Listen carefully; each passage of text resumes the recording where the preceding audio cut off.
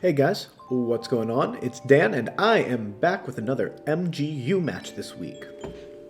We are back on cart after a couple weeks on Showdown, and I could not be more excited. So this week we are going up against Burst, who is representing the EDDL. Burst and I have a little bit of funny history. He was actually the first person to ever beat me in a draft league, and I haven't had the opportunity to get revenge until today, so I'm glad we are finally matching up again, because it's been a while and our matchup's pretty overdue at this point. So my plan is basically Moltres looks like my best option into his team, so I'm gonna run Moltres stuff and see what I can do with it. And then game one, I'm going to be looking to try to figure out exactly what his plan is, and then I always have the threat to pivot into Trick Room, and he's going to struggle to pivot into Trick Room because his Trick Room pivot involves Marowak, which just loses to Glastrier pretty substantially. So, I think he has to stay in his fast mode, which is what can beat my Trick Room mode, but my fast mode beats his fast mode a lot of the time. Although this Metagross has Ice Punch, for example, it might be a slightly different story, but I guess we're just going to go ahead and hop in and find out. Unfortunately for Burst, he does time out here. So he's going to be leading that Torn Cough, which I assume is not the lead he's going for, although it does substantially better than you'd think.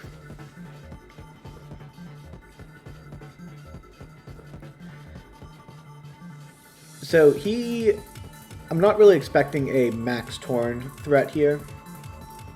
So I've got two different options. One is fake out Torn and airstream it, seeing if I can take it out. But with any bulk at all, it's really not a great chance to do that. I'm not liking that chance very much. So I could also just set a Nasty Plot here, which is not the worst thing in the world. Because neither of these things are really going to threaten the Moltres all that much. Because I assume he's saving Max for the Metagross since he timed out, and I know that's coming. So this seems like it could sort of be a free-ish Nasty Plot, and then I can just start launching after that. So let's get the Fake out. Torn was going for Tailwind probably. Nasty Plot comes on off.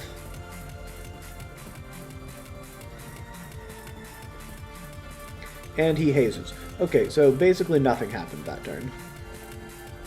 Except I got a little bit of chip on Torn. So now, based on that fake out damage and the bulk I'm looking at Torn, I don't think a unboosted Airstream will kill it. But I do think Nuzzle plus Airstream will kill it. And that seems like that's kind of ideal for me right now, because he's going to get Tailwind off.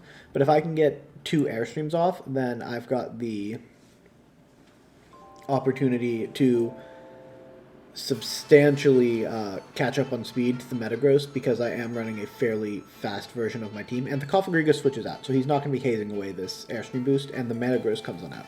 Okay. This is pretty good. Obviously, if I targeted a Dark Move into the Metagross, it might have even been better, but I am happy enough with this.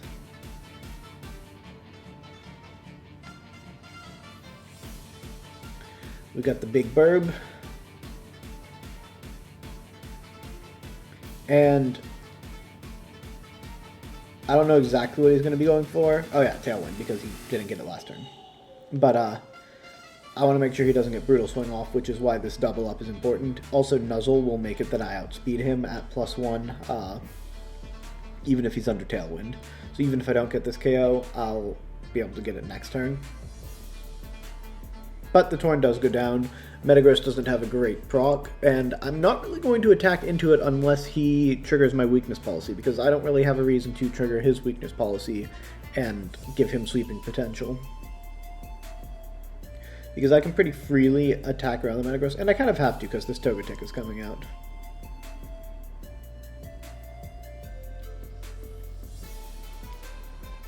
So my thought process here is that he's going to be able to successfully protect this Metagross, and it's going to get 3 max attacks off. So how do I want to deal with that? If I can get an Airstream up and get faster than it, that's one way. But this Togetic, I assume, is max special defense into my team, because max defense doesn't really make sense, because I don't think that has a shot of surviving a Glastrier. So the plan here is let's deal some damage to this Togetic. And he's maxing the Metagross. Okay. We can work with this.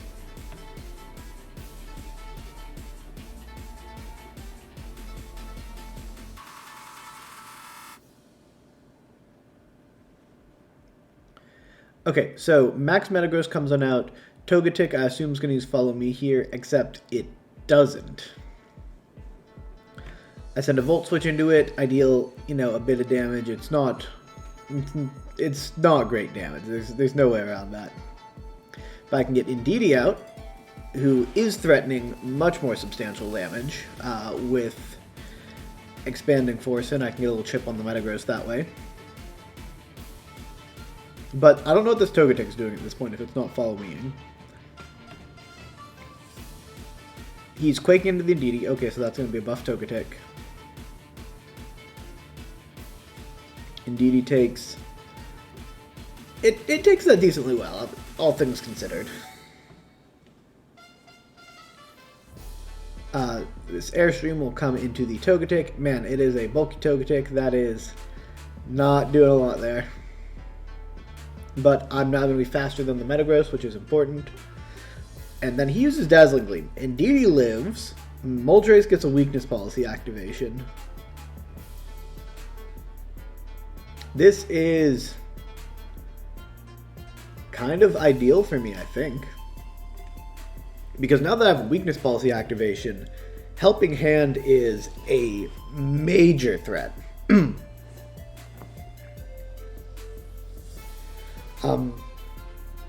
So yeah, that seems sort of like the way to do it. Helping Hand, and then I'm just gonna Airstream the Togetic, because I assume he's gonna redirect anything away from the Metagross, so I'm not gonna Darkness, and this Airstream should take it out at +1, because +2 Helping Hand, I think, takes it out, just pretty cleanly.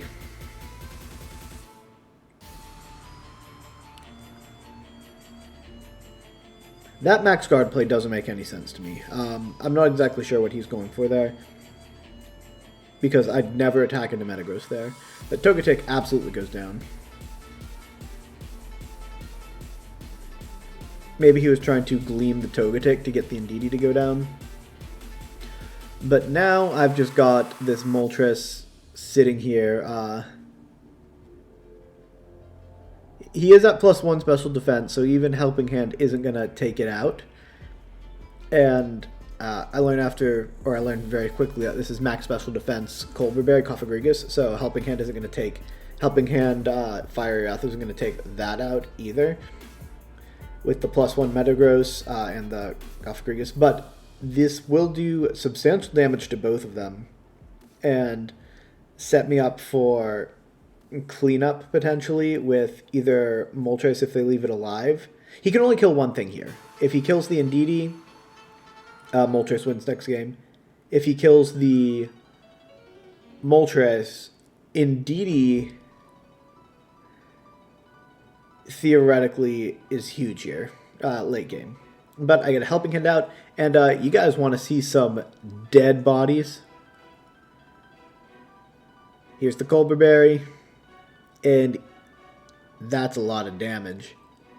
Neither of those should have killed. Oh, crit the Cough, crit the Metagross. GG. Let's go on to game 2.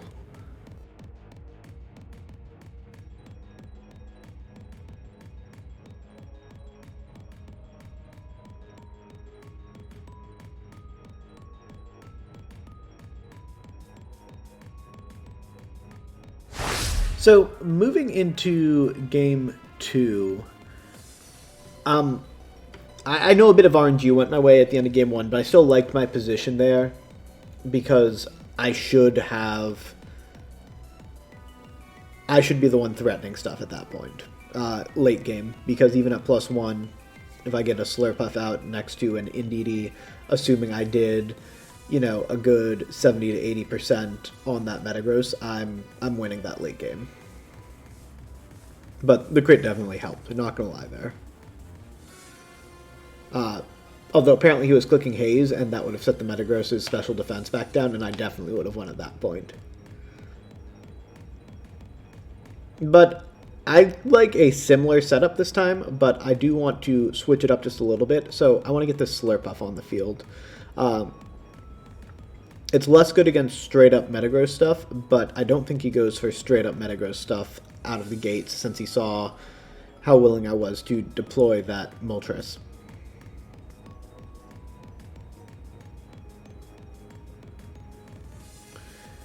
And we get Marowak Coffagrigus. This looks like a Trick Room play. So he is pretty bold in going for this Trick Room play. I have to give him credit there.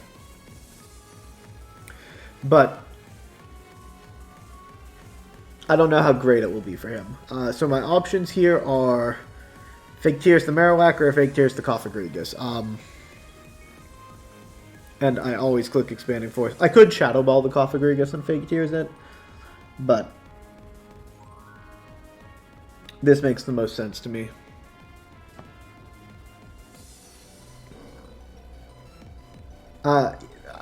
He could pretty easily protect here, which he does, but there's just a lot of upside since I'm up a game in this play to just end the game on turn 1.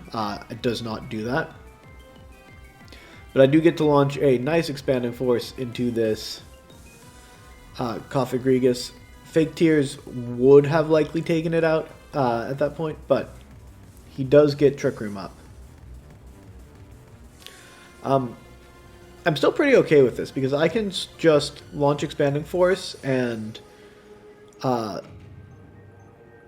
yawn if I want to. I have some switch-in capabilities as well, but I don't want to switch anything into the Marowak that doesn't have to take a hit because my win con's late game is going to be the Glastrier. I think about self-string shotting only to realize it's not possible. So I'm just going to yawn this Marowak and stall out his Trick Room turns. Marowak is maxing up.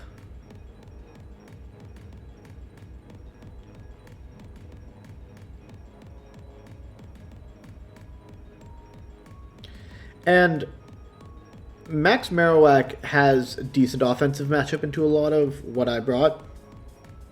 But like I said, it's very sus against the Glastrier. So I'm sort of surprised he's going for it here. But he does boost up his special defense and take out the Indeedee. We get a Shadow Ball to come out. This is not going to do a lot because I am +1 special defense. He does drop me down to neutral special defense, but I do just get to yawn the Marowak. And now it's all about stalling turns. And I think the most effective way for me to do that is get Moltres out, Max Guard, I'll waste the rest of his Max, and then Moltres can attack through in Trick Room because he's not really doing anything with it.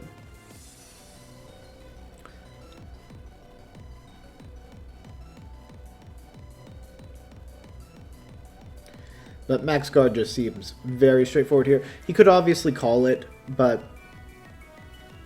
him calling it is keeping Marowak in and attacking into Slurpuff, which I'm okay with because the Marowak falls asleep. And if he doesn't call it, meaning he wants to switch out the Marowak, then the Marowak falls asleep, and I'm okay with that. Like, there's not a turn that I don't like on this board state right now. Because if he switches it out, I yawn whatever comes on in. So he just goes for the Max Lightning, and I'll directly into the Protect. This is the ideal situation. I eat a little bit of a Shadow Ball. I'll survive here. Don't need to yawn again because nothing switched out. And now I've got a sleeping Marowak who's going to not have the last turn of Max. And I've got this Moltres that's going to do basically whatever I want. I'm going to Darkness the Cough, and it's at +1 special defense. So this isn't going to kill, but it will set me up moving forward once Trick Room ends. I'm between Fake Tears and Dazzling Gleam here, but honestly, Dazzling Gleam is probably the play. I could also yawn the Marowak spot if I think he's going to switch it out, but the Cough switches out. Okay, we're good with this. Togetic comes on in. Togetic will eat this hit resisted, obviously pretty well at this point, but I will be lowering its special defense. And I'll get a Dazzling Gleam out, which means that this isn't the worst turn in the world for me.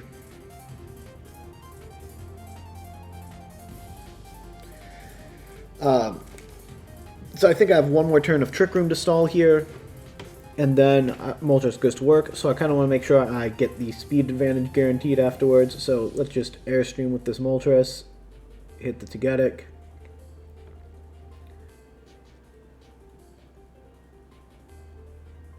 And then my thought is, no, let's go into the Marowak. Let's force him to redirect into the Togetic. And Fake Tears can come on out into this Togetic for future turns. Basically, I don't want the Marowak to wake up and do something stupid. Because Togetic is not going to kill Slurpuff at this range, I don't believe. Because I thought he was just going to follow me to redirect this way from the Marowak, so I was just going to target the Togetic, but it protects Togetic, so this looks like I'm a genius, which I'm not sure, but it worked.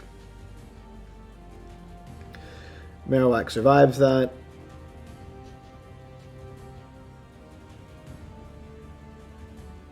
Fake Tears goes into Protect, but honestly, I'm kind of glad that this Marowak is alive. Because it's in range that Fiery Wrath looks great, and this Togetic can't redirect around Fiery Wrath, so I can just start launching Fiery Wraths, and I can Fake Tears the Togetic slot.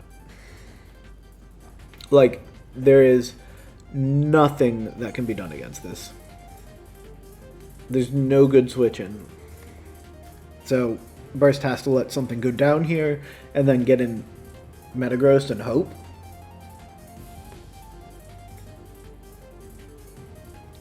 Man, look at the adorable little stupid face on Slurpuff. Pokemon is so good. So, Detect makes sense if Burst's trying to sack the Togetic, but going for a double on Togetic doesn't really make sense. So, we'll Fake Tears the Togetic. We'll try and get some chip on it as well. This might take it out at -3, but resisted, max special defense, probably not. Yeah, no shot at all. This Togetic's going to stick around as long as it wants to, but it's also at -3 special defense, and what matters is the thing next to the Togetic.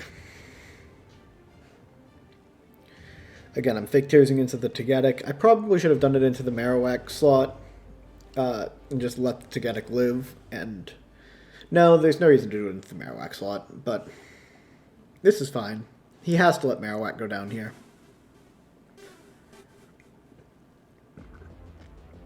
If Burst tries to preserve the Marowak like they are, something else just takes unnecessary damage. Because there's nothing that wants to switch in here. I guess redirecting Follow Me or Fake Tears makes a bit of sense, but like, I'm going to burn your Colbur Berry here. You're going to go to -5. Let me get my Fiery Wrath out.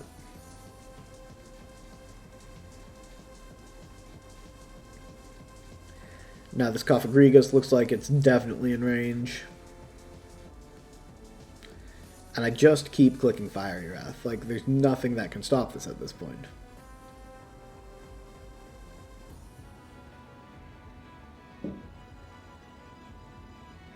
Dazzling Gleam would potentially give me a guarantee on the Cough if it was going to survive a normal Fiery Wrath and it's to get it redirected to Fake Tears. Honestly, it doesn't really matter what I click with the Slurpuff here. Dazzling Gleam is probably technically slightly better. But I just launch another Fiery Wrath, and this Cofagrigus can't set Trick Room. But Dazzling Gleam will take out this Togetic, and it will make Fire Breath single target onto this Cough, which at this range, yeah, it's gone. So now I just have to figure out how to play around the Marowak Metagross. I really don't want to just give him a weakness policy trigger on the Metagross if the Marowak is going to stay alive. So I kind of want to protect this first turn and just get, I know I can't Fake Tears the Metagross or String Shot it. I mean, Fiery Wrath does make a lot of sense here, don't get me wrong, but I'm going for some preservation onto my... I'm going to preserve some late game options, basically, is the thought process here. So if I can yawn the Metagross, then late game, even if he's able to take out this Moltres, like if it survives, I should have the ability to kill it with a combination of Dazzling Gleams and Volt Switches. But he doesn't protect the Marowak, so this kind of throws a small wrench into my plan, because the Marrow just goes for Rock Slide. So if he protects this Marrow next turn, I'm not entirely out of the woods, because I'll trigger Weakness Policy on the Metagross. And then I guess the play here actually is probably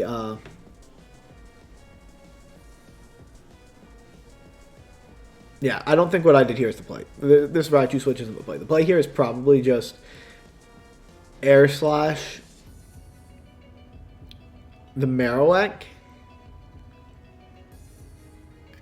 and switch in. Yeah, Air Slash Marowak and switch in makes more sense. Because now I trigger the Weakness Policy on Metagross if he targets into the Moltres. I assumed he was going for a Thunder Punch, and then he'll let the Marrow go down, so this Raichu switch could be clean, but Ironhead with a Weakness Policy boost will just take it out. So now I have to make sure that this Raichu plus Slurpuff is enough to take out Metagross, but it's sleeping, so I'll have at least 2 turns of Volt Switches and Dazzling Gleams, and at that range, it will be. So yeah, good games to burst. I didn't play the cleanest at the end of game number 2, but team felt really solid this week, and I will be back soon with another week of MGU action. We're making the push into playoffs, and hoping to get some really good playoff matches in pretty soon. But thank you guys so much for watching. Don't forget to like, comment, and subscribe, and I will see you next time. Bye!